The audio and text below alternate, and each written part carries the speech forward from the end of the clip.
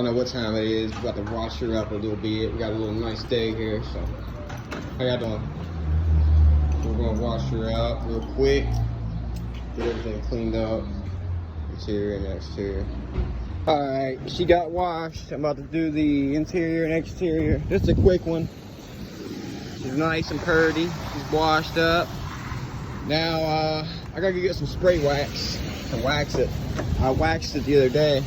But here's the interior, the before. About to hit my little toothbrush. I'm gonna vacuum it out, hit the windows, and then do my dash and everything. See all the ashes and stuff? It looks nasty, right? Yeah, I'm about to hit this up. Y'all know she look good. Look at that. That's without putting the wax on too. I got the interior. Y'all remember what it used to look like with all that stuff in the middle and stuff? This is just a quick little wash. Like, I'm not getting deep into it and everything. It took me about an hour to do this. But if I was doing a customer's car, I would be like getting more into it. I got the carpet and everything. The seats are wiped off. All the windows are done. So yeah, she's ready to go. I'm about to go hit the lake up now. Thank you, car wash.